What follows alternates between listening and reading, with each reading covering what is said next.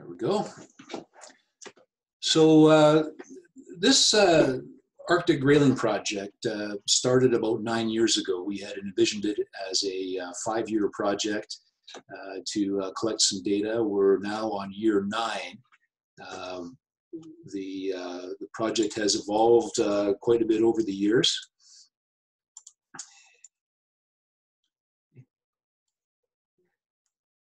I'm missing a slide. There we go.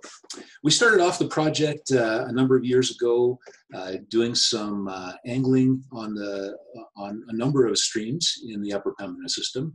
We knew that Arctic Grayling were there based on some historical records that we had. We started to add some other elements to the program, temperature monitoring. 1 year we put a fish trap in, which was a gate basically that went across the width of the stream, and it had steel bars in it, and the fish were supposed to swim up into this little trap area so that we could capture them and record them. That particular year, we didn't catch any fish in the fish trap. We set that up in the spring, trying to do some capture the fish as they were spawning. Some of the other activities included electrofishing 1 year. We've done some aerial photography. As part of our angling program, we've done some pit tags. So basically, we've taken the pit tag, injected it into the fish, and then when we catch it the next time, we were able to scan it with a little machine, and it would tell us the barcode that was on that fish, so we could track how often and where the fish were moving, how often we were recapturing them, and so on. That progressed into some pit tag arrays, where we stretched an antenna across the river, hooked it up to solar panels, then we could detect when the fish were swimming through it. We've had trail cameras out there to sort of monitor the land and make sure that there's no abuse on the land, make sure there's no illegal angling. And we've used some of those cameras to actually capture some of the melt conditions or the rising and lowering water. There's some interesting information that we learn about the river by watching some of the trail cameras in a time-lapse mode. This year we added some water quality testing as well. It's been a fascinating project over a number of years. We've still got probably quite a bit left. We'll tell you what we're interested in for next year towards the end of this presentation. This deck today, we're talking about year 9 of our project, what we did in 2019. This happens to be year 5 of a 5-year closure as well. So when we started this off, we knew that the Grayling were in trouble. We collected some data. We knew they were really in trouble. AEP, we've been working closely with Alberta Environment and Parks on this project. They took a look at some of the information that we've been collecting and made a determination that this would be a great stream to do a 5-year closure, basically a rest period, so that we could monitor to see what was happening in the stream, and if we took the angling pressure off, what would happen. We expanded that a little bit to do some other things as well, just to try and do whatever we could to allow the fish in the Upper Pembina system, specifically the Arctic Grayling, to come back to a state that they were in before. That's a bit of a preamble. For context, our study area is west of Edmonton. We've been working primarily on something called Dismal Creek. Rat Creek is another one that's been particularly interesting to us, but we've been working on a number of rivers, the Pembina River itself, Bigoray River, a number of smaller creeks up at in the higher elevations up above the Pembina Forks. This image is a little bit of a zoom in. 1 year we had a couple of antennas, those pit tag arrays in the stream, and they were in at those sites named DC03 and DC10. We did, by walking the stream, we discovered that there was a huge, absolutely massive log jam on the stream, and we were concerned that that was the reason that we didn't catch any fish in our fish trap. So that's the relative location of that fish trap between a couple of our sites.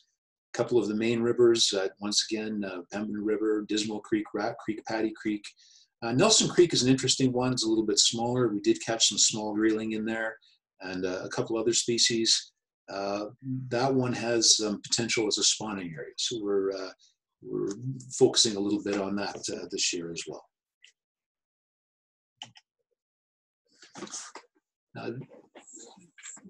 Going back over a number of years, we've got our biologist in chief here, Jim O'Neill, has worked a lot on the Upper Pembina system. He has historical records from Young of the Year and various adults, a number of studies that have been done on the Pembina River. There were probably 10 or more streams that do have historical records of Arctic grayling. We know they used to be in the Pembina River, and we've seen them as well in the fall in the Pembina River. But there used to be quite a range. There was quite a size variety in the fish in a variety of different sizes of streams. In the 60s, some of those populations started to decline. In the 70s, things had started, some of the fish had started to disappear, and they weren't coming back. We know that today, Dismal Creek and Rat Creek have got solid evidence, and in the fall we see them falling back into the Pembina River, but there's not too many spawning stocks left. These populations are very vulnerable, and they're at risk of being extirpated. And that's why we've been studying the Arctic grayling up in the Upper Pembina. So what are some of the causes? Why is there this big decline in fish? And really, there's a number of factors, and in reality, it's likely a cumulative effect of a number of these. There's more and more roads there from oil and gas activity. Forests are being removed. There's a couple of things that are related to fishing. Could be overfishing, could be catch and release, could be illegal harvest. We've got habitat fragmentation, and that's largely from culverts that are hanging, and there's no way for fish to be able to move between the various pieces of stream. We've seen places where there's lots of increased sediment in the rivers. There's bridge crossings that we've seen where large amounts of sediment are getting into the stream, and that impacts the ability of the fish to spawn, and it impacts their ability to assimilate oxygen in the water. We've certainly seen altered stream flows. Temperatures are rising, and there's not one in particular thing. We know that the problems are a cumulative effect from all these different factors. We talked a little bit before about what we've done in the past. We'll talk about 2019 and the activities that that took place. We're going to dive into a little bit more detail in each one of these things. The first one was water quality. We did water quality at 8 different sites, 3 spots on the Pembina River itself and 5 tributaries. And the underlying theme of what we were looking for here was, if we were to introduce grayling by some means, remote site incubators or some kind of a reintroduction of fish, we wanted to make sure that there weren't water quality issues, and that there wasn't some chemical or some other issue in the water that would prevent us from going forward with some of the other conservation activities. So water quality was probably the biggest one, and the thing that was unique for this year. We carried on with aerial video inventory. So basically took a drone up and flew it over a number of sites. We redeployed the wildlife cameras to look for illegal angling and to watch out for basically quads and other activities that might be causing issues on the landscape. We installed the water temperature loggers, and we actually had a couple of air temperature loggers as well this year. This project was largely funded by the Alberta Conservation Association. A lot of the money this year was for lab work.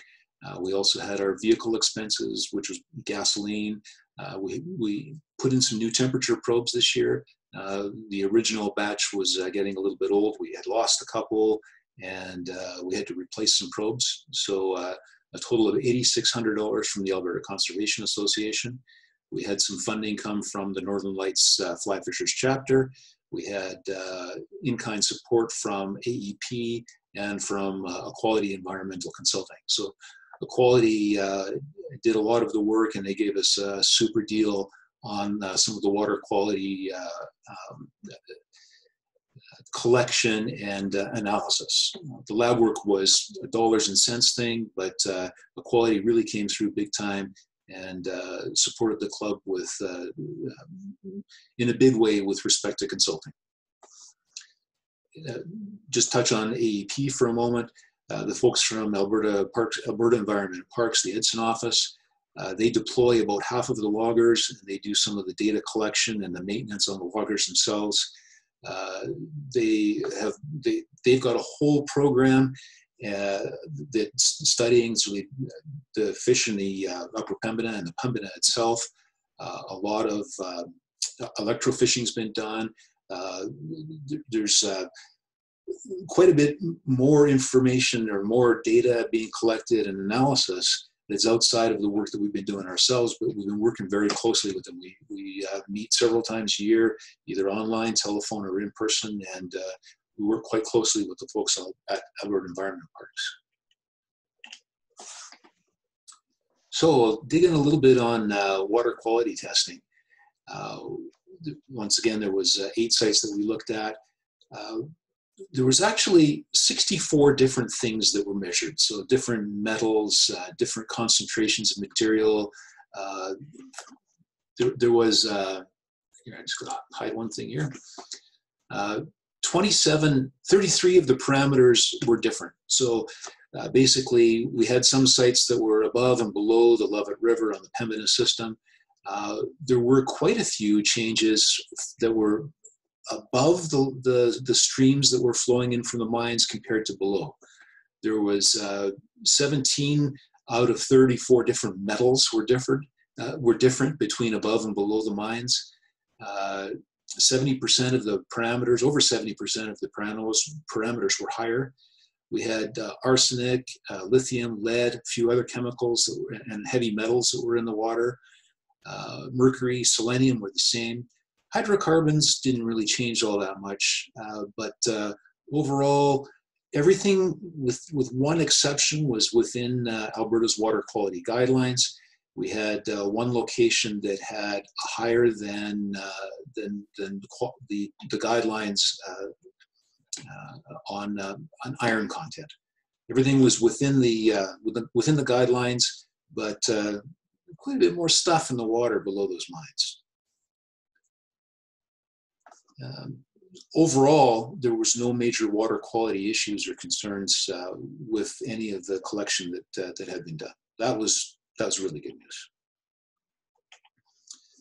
This, I'm not going to go into any detail at all here, but basically this gives you an idea of the kinds of parameters. If you want to go in and look at this report, this presentation will be posted at the end of the session. So calcium, magnesium, sodium, there's the iron right there. We've got dissolved iron that was slightly above the Alberta guidelines. It's 0.3 milligrams per liter. We had 0.31 at one of the Rat Creek sites. So there was a little bit more iron there. Other than that, we're in pretty good shape as far as water quality goes. And this is just another set of parameters, a bunch of the metals and hydrocarbons and so on. So if anybody's interested, we can make a little bit more of this data available as well. Now take a little pause. Are there any questions or comments on the water quality or any of the things that I've spoken about so far? If not, I'll just carry on presenting.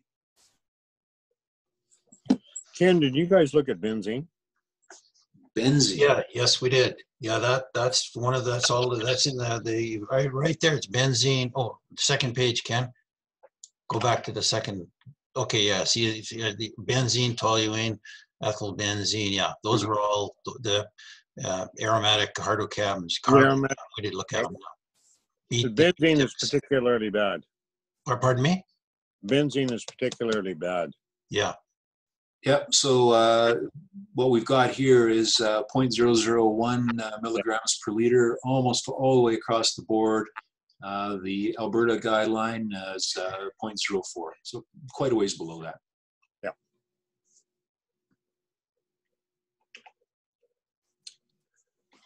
Okay, we installed a number of trail cameras. We had 4 access points, 4 of them installed last year. We had some difficulty getting a couple of them set up early in the year due to some water levels and so on. So we had 4 running all of last year. We took a picture every 15 minutes from May to September. So basically, a few of the key spots, a couple of bridge crossings, a couple of spots. This particular one, I've got a photo of a couple of the pools here in a moment that you can see. These areas have been closed to angling for the last 5 years. It's clearly marked in the regulations. Many of the sites have signs up as well. And it's just a matter of people disregarding the rules and going ahead and doing that angling anyway. Out of the period, we had 6 that we caught on camera, 9 anglers for about 8 hours at least. Strangely, we recorded a couple of jet boats on Rat Creek. That's not a very big creek at all, but we did see some jet boats. Not that that's illegal or anything, it's just an observation. There are many access points. Our 4 cameras only collected a small number of them. And there is a feeling that, especially at some of these spots, if you walked into some of these pools, especially if you were harvesting, the non-compliance really could become an issue if you went and fished one of these holes out and kept the fish for a period. We don't know if they kept the fish or not. All we can see is pictures of people angling. So there's a shot. There's a fellow at a nice little pool on Dismal Creek. This is another shot of the same spot on Dismal Creek. A couple of different guys, different time of year, I think. Basically gone in with their quad and were fishing that prime pool. There's the jet boats on Rat Creek. It was a high water event, but nonetheless, some guys were ripping around out there. Talk a little bit about water temperature monitoring. We actually have about we have 23 sensors that were deployed this year. And the photo that you see now is a couple of our club volunteers. The one on the left is Upper Dismal Creek. And basically we find a nice tree to tether a probe onto. The probe is probably about 2 inches long by 1 inch wide and maybe ½ an inch thick. We encase it in a little steel cylinder, tether it to a big tree of some kind or other, find some slow water to drop it into, and come back and pick it up in the fall. They also record a temperature every 15 minutes through the year. So Urban has dropped one in just below these trees on Dismal Creek. And the shot on the right here is Michael, and we've just installed an air temperature probe at, I think that's at the same site up on Dismal Creek. So one of the things that we're looking at is there a correlation between water temperature and air temperature? To some degree there may be, but we want to see at some of our sites, if the modeling, there's some climate change models that are based on air temperature, and we want to be able to try and prove or disprove some of those theories to see if they make any sense. So 11 tributaries, 7 sites, 23 sensors overall. This is our 9th year of doing this. One thing that we noticed was that if you remember the picture early on, we had the Pembina River and the Dismal Creek were running fairly close and parallel together. Dismal Creek is much cooler than Pembina. In fact, it was one of the coldest creeks, and we think that's one of the reasons, coldest and clearest, one of the reasons that we're seeing some quite an increased number of grayling in that stream. Bigoray River, Paddy Creek, and some spots on the lower Pembina were much warmer. Overall, 2019 was cooler than, in fact, it was probably one of the coolest of all of the 9 years that we've been looking at. So it was a fair bit cooler overall. And Jim's going to talk a little bit about what does this temperature data mean. We've talked in the past about we've collected the data and here's some interesting information, but we'll talk a little bit about what it means. There's a couple of charts coming up, and what we want to do is draw some attention to some of the temperature ranges that we're looking at. If the water temperature is above 25 degrees, that's basically lethal to the grayling.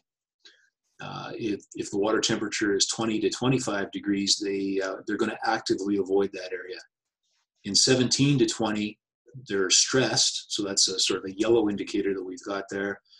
12 to 17 is really the prime, somewhere between 12 to 17, or between 7 and 17. That's when the grayling are the most happy. And we typically don't see them below 7.5 degrees, unless they're under the ice and responding. But typically, that's a short period of time. These are the warm temperature. 12 to 17 is their happy zone. So on a monthly average, what we've got is a number of sites down the left here, monthly temperatures across the top. What we wanted to draw attention to was on a monthly average, we've got Dismal Creek. The higher end is 8 to 10 to 11 degrees. That's the average temperature all through the month. So nighttime and daytime, all through the entire time. That's the coolest of the creeks that we've been looking at. Some of the warmer ones down in the Pembina River, our average temperature is a lot different. 14 degrees, 14 on Rat Creek. We've got 13.8 on Zeta Creek. Over on the far right side, we've recorded some of the max temperatures as well. So we've got some up into the 20s. That's in the actively avoiding range. We don't have any max temperatures in the lethal range other than this one sauna here. We think that one of our temperature probes on the upper Pembina was exposed out of the water and directly impacted by the sun. But we've got some that they're actively trying to avoid, but overall in a month, a lot of these sites are reasonably, the fish are reasonably happy. This one tells a similar story. We'll look at the days over 17. So 17 was that uncomfortable zone. We can see Paddy Creek has got 49 days that got up into that really warm zone. The lower sites on Pembina, 45 days, 27 days. Those are extended periods of stress for those fish. So Pembina is actually pretty darn warm. Rat Creek on the lower site, 17 days. On the upper site, 6 days. So that's actually quite a bit cooler.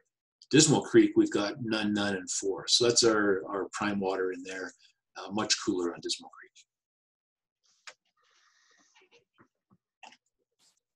This chart, and I'd like to thank Corey for putting these together. Corey Staffer is on the call from Equality. This is one of the tasks that he's taken on for the last number of years, is putting these charts together.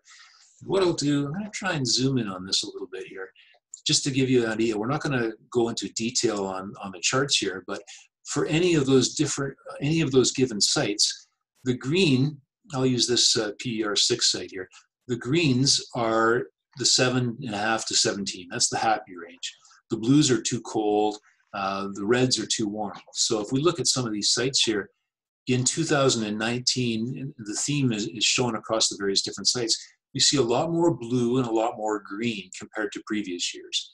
Even down on some of the lower areas, this site on Pembina River, 2014, we actually had quite a bit of red days. This is the stress days and the actively avoiding days.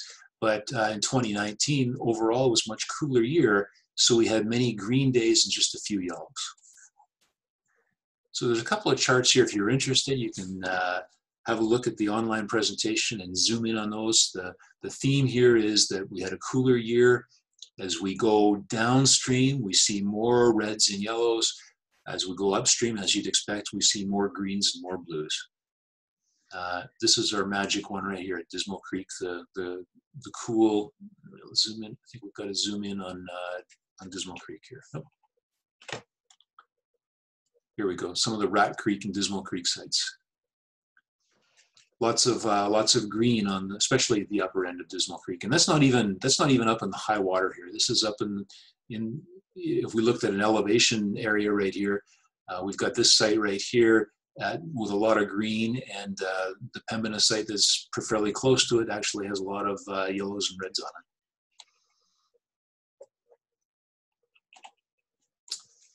Jim, do you want to talk a little bit about the temperature impacts?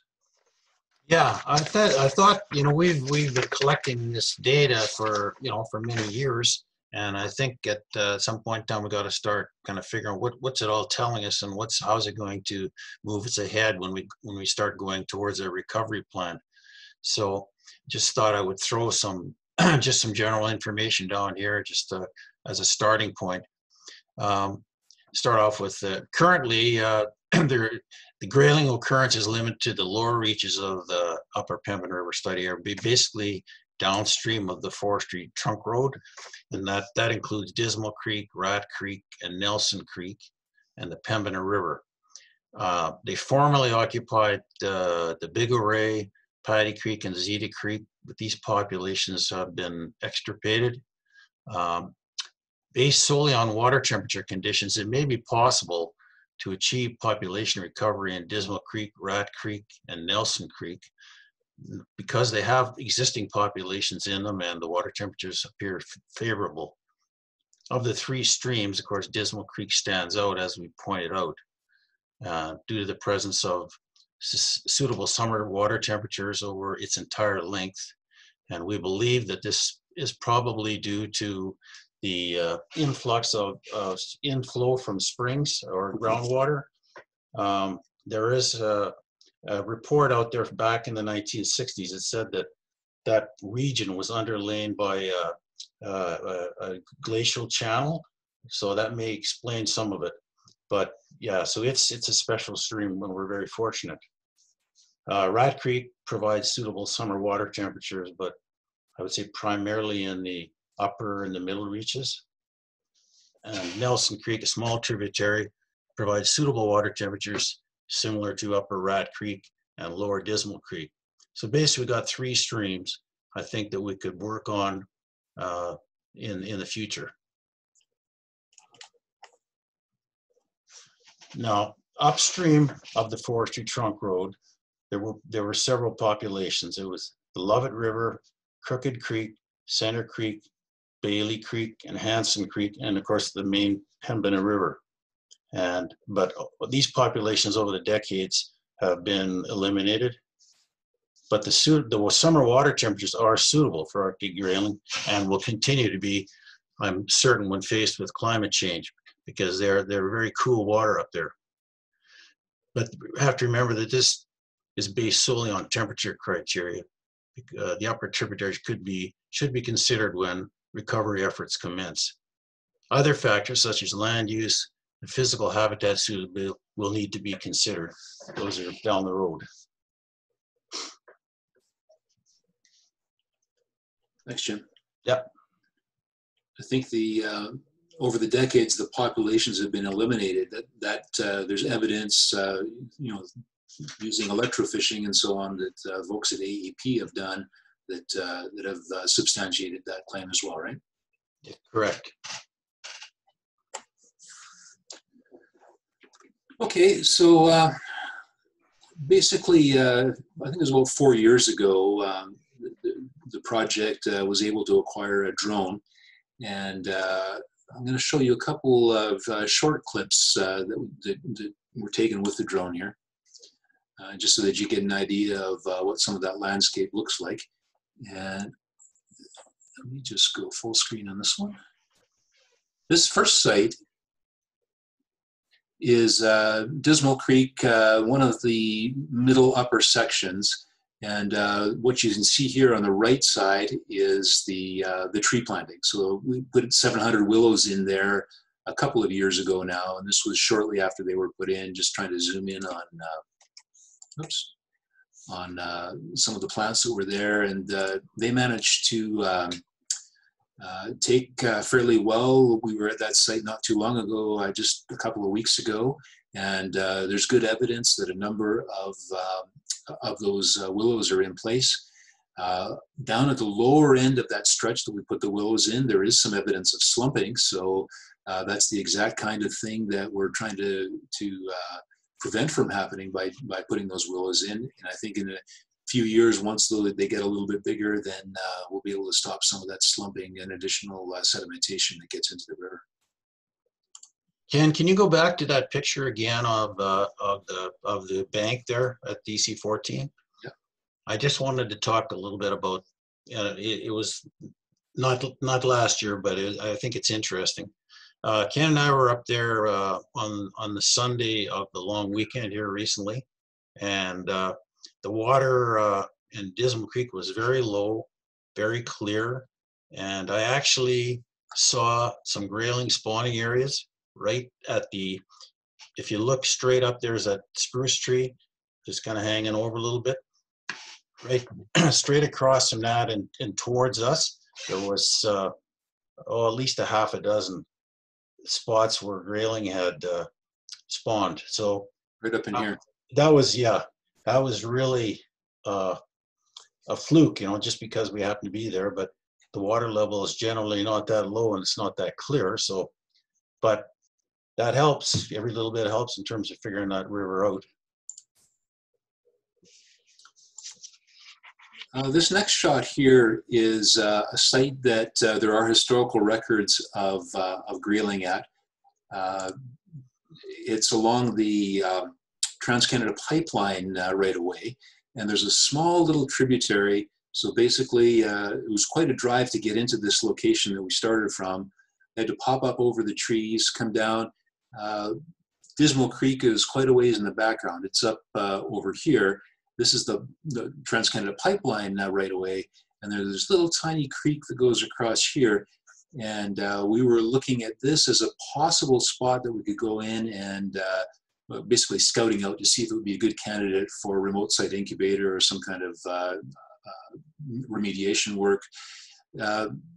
Initial thought is it's a small spot.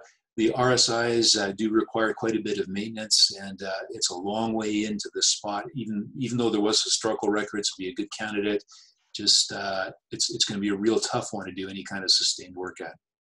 Yeah, interestingly enough, that spot, right in that spot there, within a few hundred meters of it, they collected a large number of young of the year grayling there. This would be back in 1990 or 1989.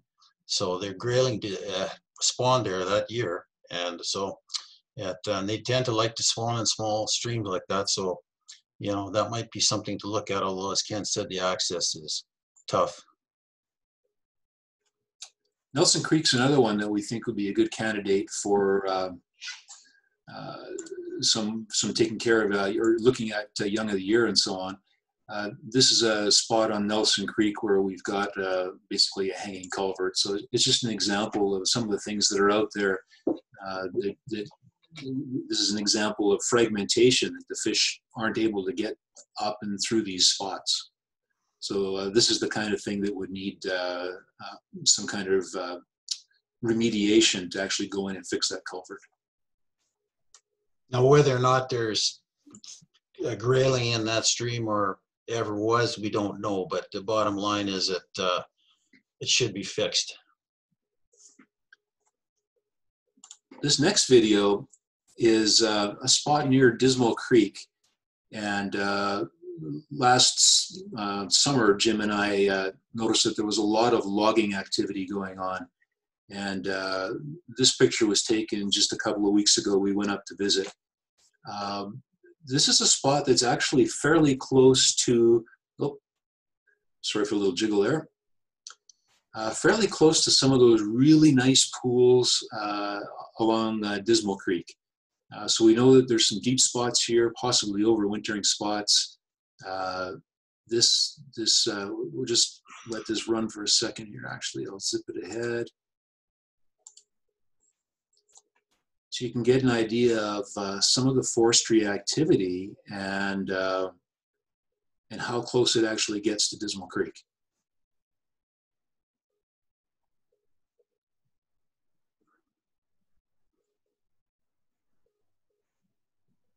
Now we have brought this to the attention of AEP, and they're following up with somebody who is a forestry land use officer of some kind or other.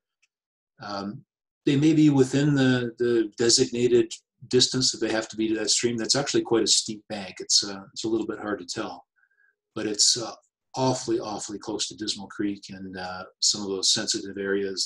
There's one of those pools right there in the corner. There's a little bit of slumping going on here. You know, there's really not a whole lot of trees between the edge of the forestry and the top of the bank there.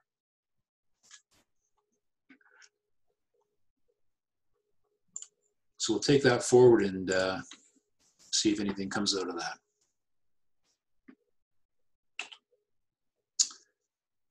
We had a little bit of media coverage this year. Jim and I had an opportunity to talk on the radio one time, and Michael Short does a show called Let's Go Outdoors, and he came along with us one day in the fall to help us with some of the temperature probes. And I think what I'll do is just run this video. It's about 3 minutes long. It gives a kind of a different perspective on some of the stuff that we've been doing on Dismal Creek.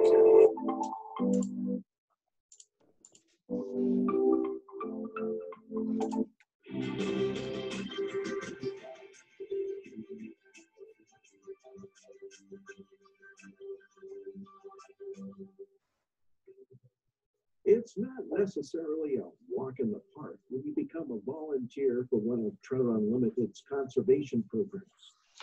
It would appear you shouldn't be afraid of heights, know how to navigate in the bush, and be able to know how some scientific gear works. Little device in there.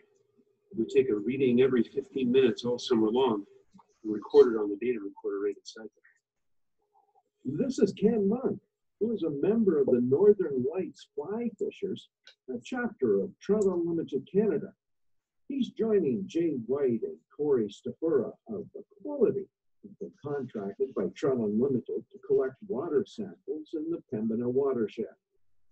This is a wetland dominated, so we've got peat forming wetlands upstream. You've got lots of tannic acids and humic acids in here, fulvic acids, that are giving it that literally a tea color, that tea stained red color, which is really great for small cold water fisheries like Grayling to hang out in and hide in. This monitoring program has been active ever since tributaries around the Pembina have been closed to angling 4 years ago.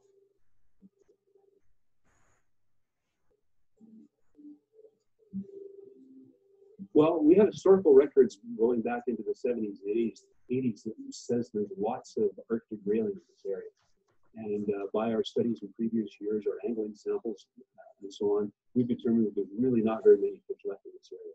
So what we want to do is find out what's wrong with the habitat, if there's something wrong with it, if there's something that we can do to help protect the species in this area. There's a number of roads that have been here, the new roads that have been put in over the last 20, 30 years. There's a lot of forestry activity, oil and gas activity, angling activity, sedimentation, blowing off the roads, that kind of thing. Keeping the lines of communication open between government and industry is a critical step in order to work out solutions for these types of critical stream habitats. Absolutely. We've been working closely with AEP and alongside some of the oil and gas companies and so on, and we are getting some help. There is some work being done, or has been work done by the oil companies, and some of the forestry companies are getting involved in some of the remediation work on some of the roads that are, and stream crossings that are having causing problems. A rather unique solution is being considered when it comes time to help regenerate Grayling into the Pembina system. In the next upcoming year, we'll be looking seriously at the stream bank remediation, which are stream bank incubators, which are basically so that the fly can grow up in a protected area and then be released into the stream and sort of repopulate the species out. There is still another year of study ahead and plenty of work for the many volunteers who are making a difference when it comes to our freshwater resources. Over the years, we've probably had upwards of 30 to 40, maybe even 50 volunteers at various times doing angling, coming out, monitoring the temperature of the stream. Couldn't thank those volunteers enough. There's, like I said, probably 30 or 40 from the club that come out on a fairly regular basis.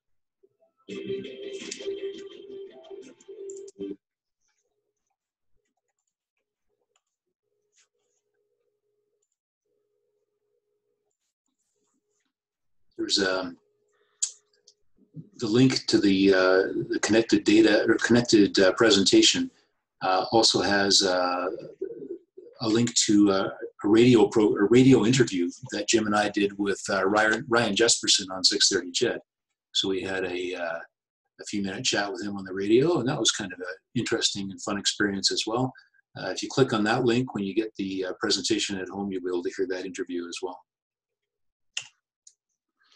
Something else we did this year or with the club, it wasn't actually part of the project proper, but the club worked with, supplied some resources to Jessica Riley and Josh Miller, who did some analysis on some of the DNA that was collected from Arctic grayling over the last few years.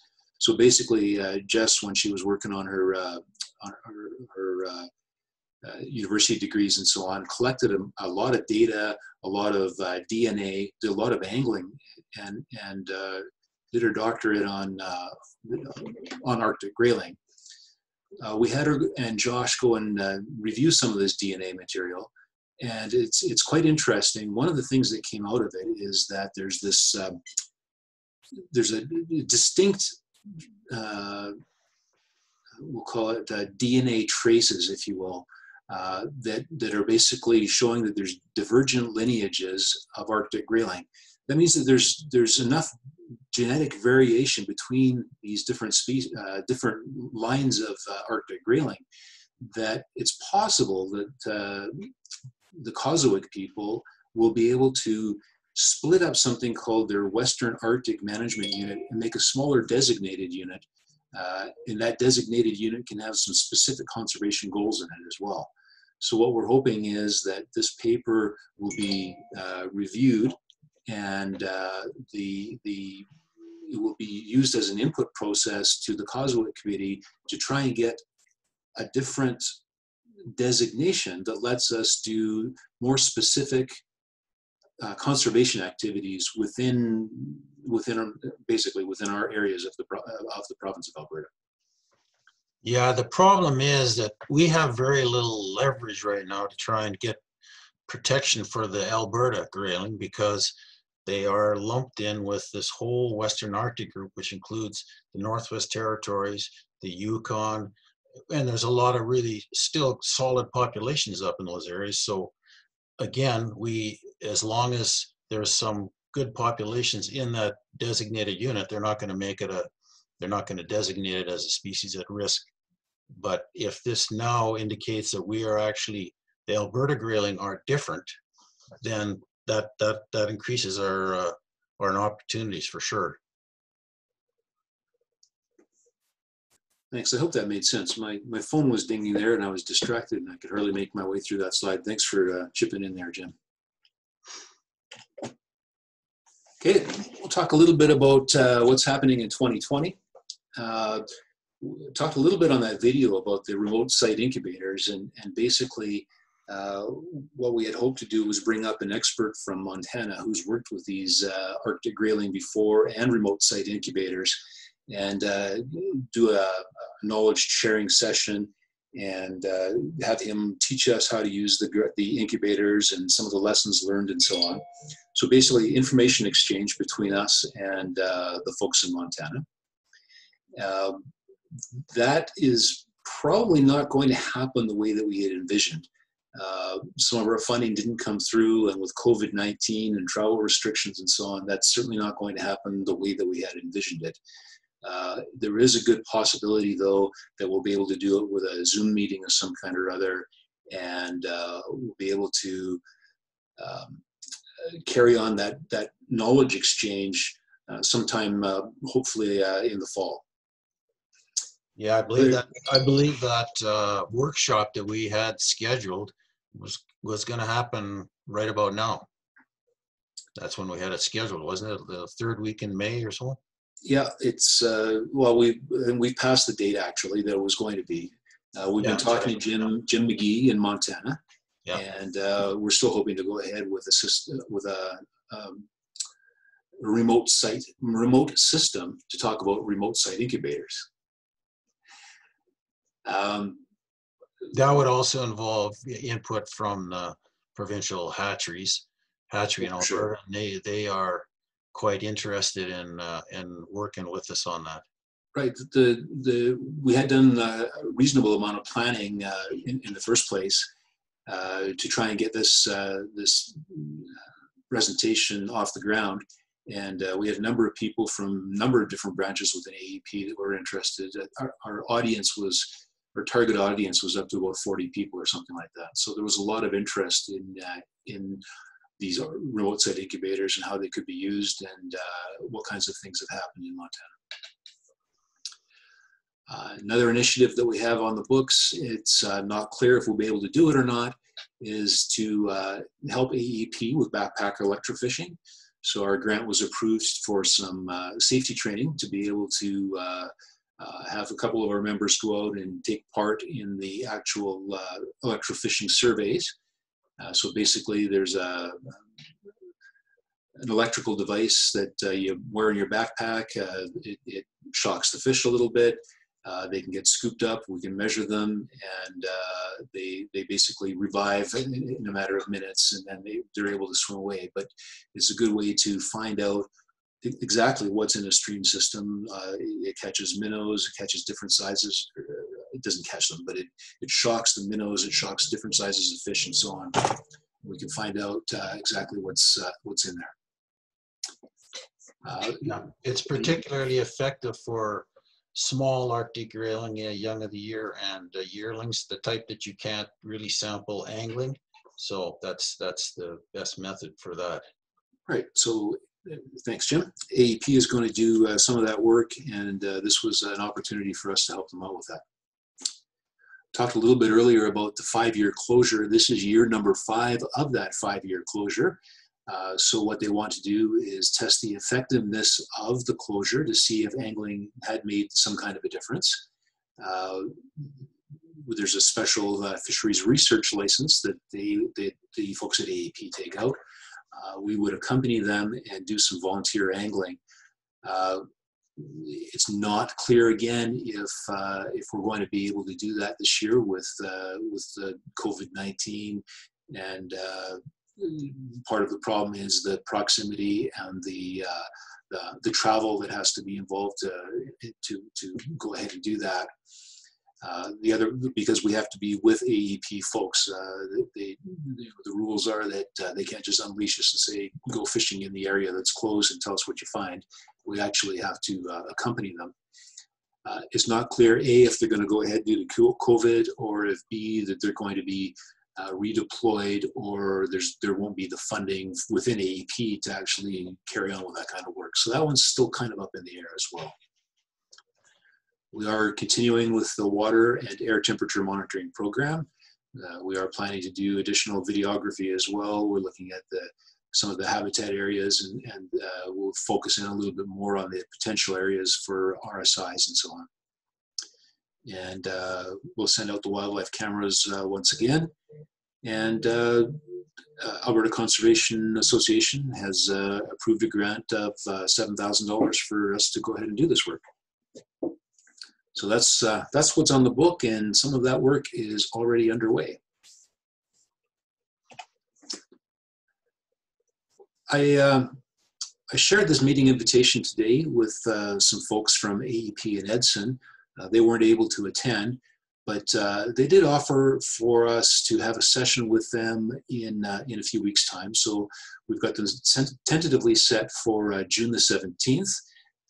We'll have a look at our website and our Facebook group to look for a confirmation of that. But basically, we'll do another presentation where AEP will be the speakers, and they'll tell us about what kind of work that they're doing, how they got to where they are today, what some of the future options are. We can talk about what our role is with the club and the data collection, and that would be in terms of the temperature monitoring and the volunteer angling, and a little bit explanation on what happens with COVID and how that could impact the overall Grayling program as well. So keep an eye out for that. That's the end of our presentation today. I will open up the line here for any questions or comments on the session. Anybody, just click the unmute button and let's hear from you as well. Ken, just a comment. I heard on their TV the news that the Pembina area, the Pembina and the Paddle are basically in flood stage, and there's a lot of road closures. I know there's a temperature probe trip planned soon. You may want to really take a look at the water flows. The Pembina at Entwistle is flowing at 300 meters per second, and the high average is 50. Yeah, if the conditions aren't favorable, there's two factors there. One is that we have to cross the streams, and a couple of the spots we have to cross the streams. We certainly won't be doing that if the conditions aren't good. We'll be looking at the data that you just mentioned there, the stream flows and the stream flow advisories. The other thing that's an impact is the roads themselves. We've got to get into a spot on Upper Rat Creek, and when that road gets wet and slippery, it turns into a very mucky, almost cement-like mixture, and we'll be watching that closely. If the conditions don't look good, we'll cancel it and we'll put the probes in a week or so later than we had planned. Thanks, Emerson.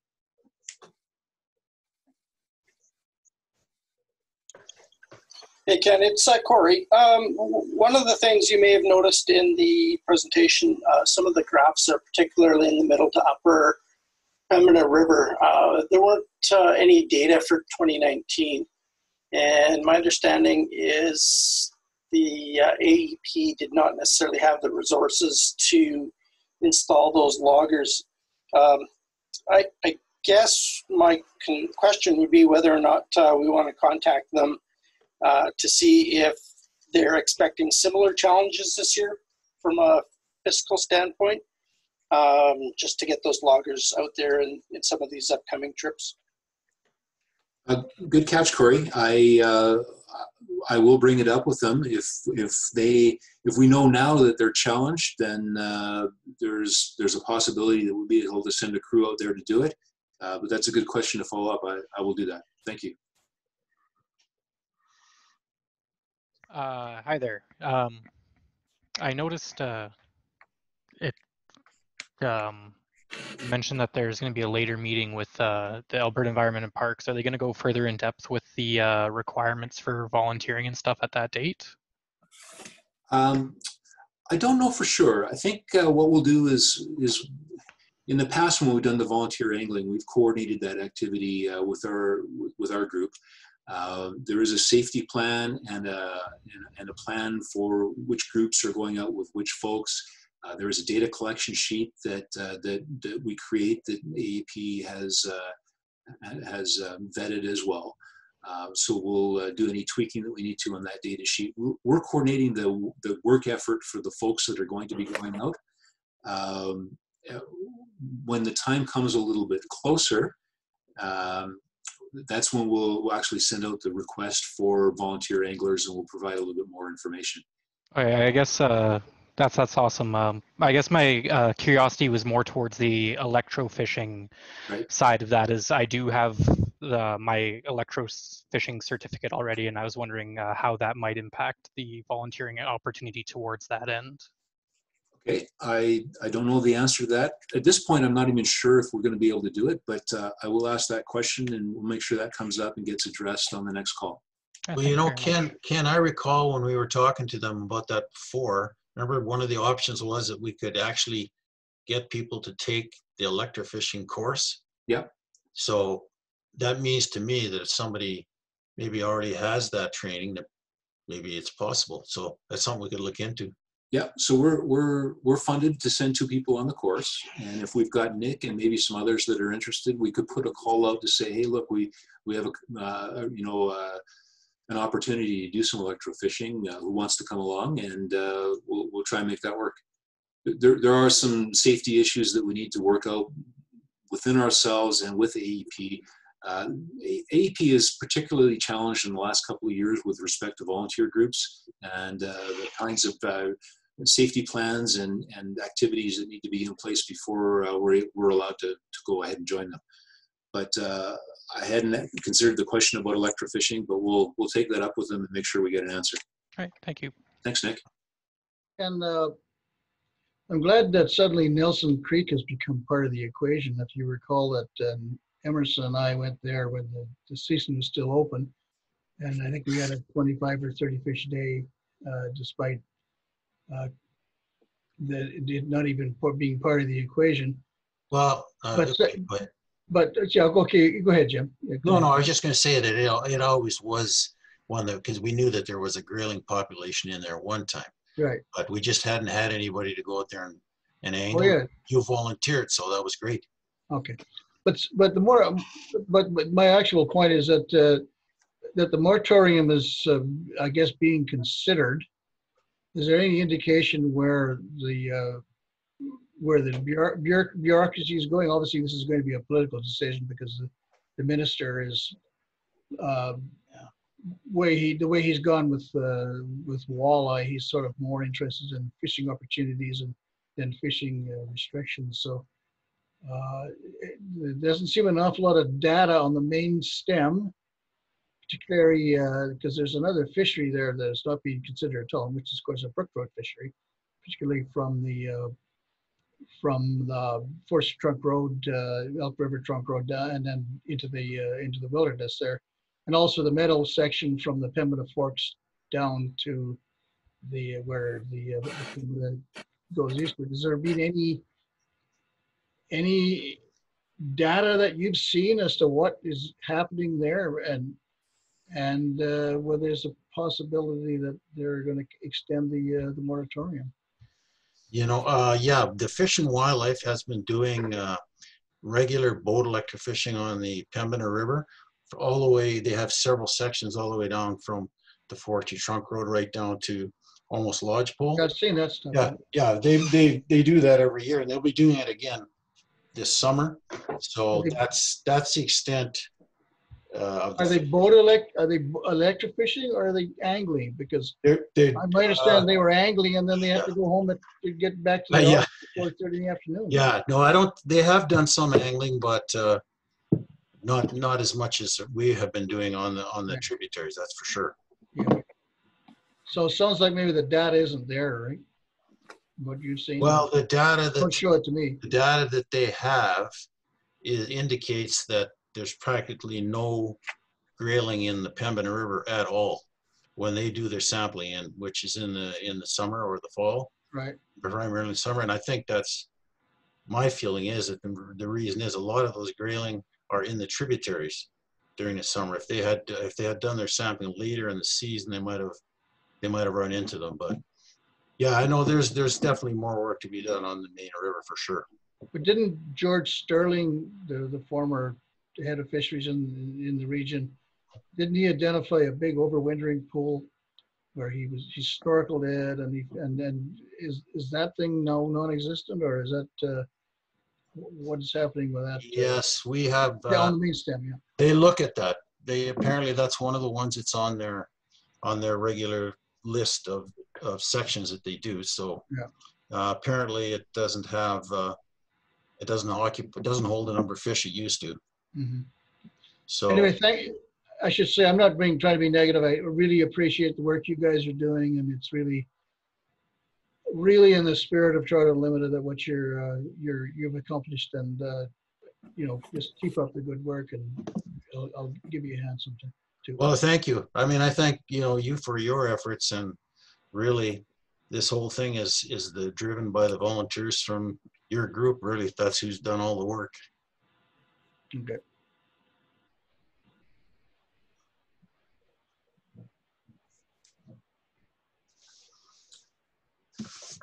Any other questions or comments?